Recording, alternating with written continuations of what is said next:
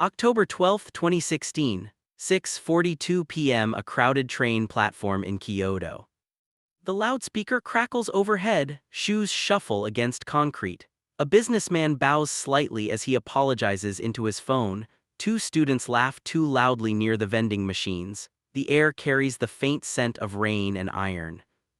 And standing near the edge of the platform, hands folded loosely, gaze steady, is a man who has just decided he will never explain himself again. No announcement marks it. No one turns to look. But something irreversible has just occurred. He used to rehearse conversations in his head before they happened, used to measure his tone carefully, adjust his posture, soften his opinions. His personality had been a negotiation calibrated for harmony, safety, acceptance. Tonight that negotiation ends. You wouldn't notice it by looking at him. He hasn't shaved his beard, he hasn't changed his clothes, he isn't angry, he isn't triumphant. If anything, he looks calmer. The train approaches, wind gathers along the platform's edge, lifting the hems of coats and tugging at loose scarves. You can almost feel it against your own skin. He does not reach for his phone. He does not rehearse tomorrow's conversations. He simply stands. From a Jungian perspective, this is the beginning of individuation, though no one around him would use that word. It is the moment when the ego, long trained to bargain for approval, begins withdrawing its bids. What looks like withdrawal from the outside is, internally, a restructuring of identity. The doors open with a hydraulic sigh. Inside, faces glow blue from screens. He steps in, finds a place near the window, and watches his reflection flicker against the passing lights of the city. For years, his reflection had felt like a role, the agreeable one, the reliable one, the one who keeps the peace. He wore these qualities like medals earned in childhood, polished in adolescence, perfected in adulthood. But medals are heavy. And tonight he feels their weight fall away. You can almost sense the silence expanding around him, not awkward, not tense, just unoccupied. He remembers the last argument he had 3 weeks earlier, how he had begun explaining himself mid-sentence, justifying a boundary he wasn't even sure he wanted to defend. How quickly he had folded when the other person frowned. That memory no longer burns. It feels distant, as if it belongs to someone else. The train slows at the next station, more people enter, a child cries, a woman checks her watch, the world continues in its usual rhythm. Inside him, something has shifted gears. Carl Jung believed that individuation often begins quietly, not with rebellion but with recognition. Recognition that the persona, the social mask carefully crafted for belonging, is not the entirety of the self.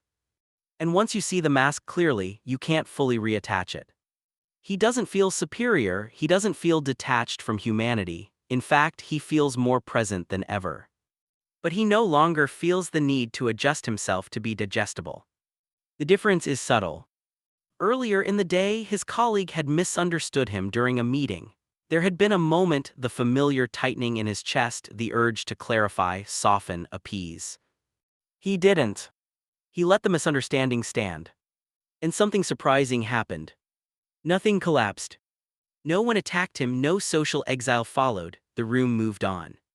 He realized then that much of his self-explanation had been preemptive, a defense against threats that rarely materialized. And that defense had been loud. Not in volume but in mental noise, constant calibrations, micro-adjustments, invisible negotiations. Tonight, as the train glides past illuminated apartment windows, he senses how tired he has been. Tired of narrating himself. Tired of translating his inner world into socially acceptable fragments. You felt this before, haven't you? That strange fatigue that doesn't come from work, but from presentation. The exhaustion of being understandable. He rests his forehead lightly against the glass. Outside, neon signs blur into streaks of color. He doesn't feel smaller. He feels consolidated. From a Jungian perspective, this consolidation is energy returning inward. No longer projected into maintaining an image, it begins fortifying something quieter, something rooted. It's not that he has stopped caring about others. He has stopped outsourcing his self-definition to them. The train enters a tunnel, darkness swallows the windows, For a moment, the reflection becomes clearer than the outside world. He looks at himself directly. And for the first time, there is no urge to adjust what he sees. No correction. No apology. Just recognition. But individuation is not peaceful at first.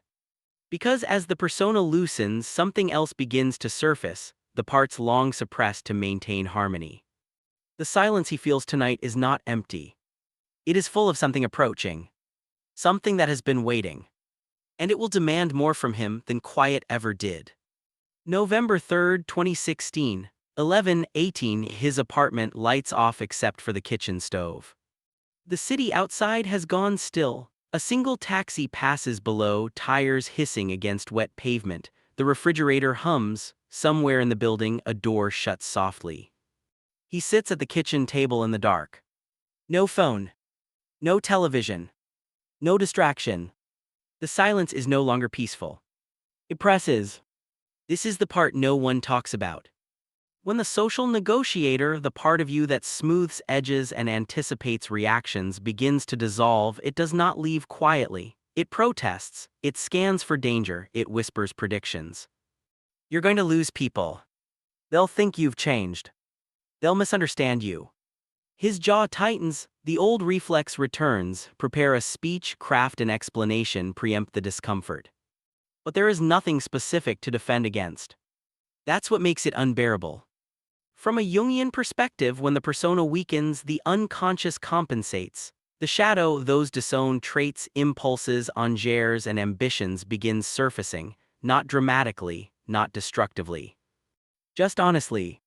He realizes something unsettling. He has been kinder than he wanted to be.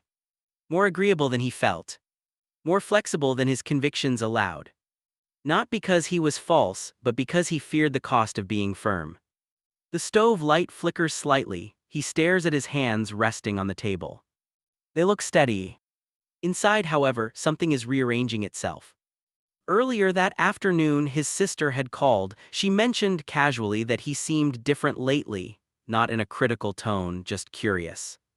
In the past, he would have reassured her, laughed, explained, offered context to prevent distance. Instead, he said only, maybe. The word lingered on the line longer than he expected. She shifted the conversation. They moved on, but the space between them felt altered. He had not filled it. And that restraint now echoes in this dark kitchen. Because here is the truth: when you stop explaining yourself, you also stop controlling how others perceive you. That loss of control feels like exposure. Carl Jung believed that individuation demands sacrifice, specifically the sacrifice of collective approval. The tribe, whether family, friends, or colleagues, often prefers predictability. It stabilizes the group. A person who stops negotiating becomes unpredictable. Not chaotic. Just self-contained. And self-containment can feel threatening to those who relied on your availability. He stands and walks to the window. The glass is cold. The streetlight casts a pale halo on the pavement below. For years, he thought maturity meant being understood. Now he sees it differently. Maturity may mean tolerating misunderstanding. He inhales slowly. The air feels heavier tonight. Because beneath the calm exterior, grief is surfacing. Not grief for others. Grief for the version of himself that survived by adapting. That younger self had been vigilant, sensitive to tone shifts, skilled at reading rooms, hyper-aware of tension. That vigilance had kept relationships intact. It had also fragmented him. You can almost feel the internal fracture, one part scanning the environment, the other quietly asking, "But what do I want?" The negotiator had always answered first. Now the second voice is louder. And it is not gentle. It says no more often. It resists unnecessary apologies. It refuses to over-explain boundaries. But every refusal comes with a tremor of doubt. At 11:43 p.m., his phone lights up on the table behind him. A message from a colleague: "Hey, did I upset you earlier? You seemed distant." He stares at the notification from across the room. This is the old crossroads. He could immediately reassure, overcorrect, add warmth to soften the shift. Or he could let the question sit. Not as punishment, not as manipulation, simply as truth. He walks back to the table and picks up the phone, his thumbs hover over the keyboard. He types no, just thinking. And sends it. No elaboration. The simplicity feels almost radical. Seconds pass, no reply. The negotiator inside him flares again. You should clarify. You sound cold. They'll misinterpret that. But he places the phone face down. And waits. Waiting is new. Waiting without fixing. From a Jungian perspective, this waiting is integration in motion, the ego learning to tolerate uncertainty without dissolving into performance. The refrigerator hum grows louder in the silence. He notices something unexpected. Beneath the anxiety is relief. A lightness. Because every time he resists unnecessary explanation, energy returns to him. Energy once spent curating perception. He realizes he is not becoming quieter because he has less to say. He is becoming quieter because fewer words are required to stabilize himself. The negotiator is not dead.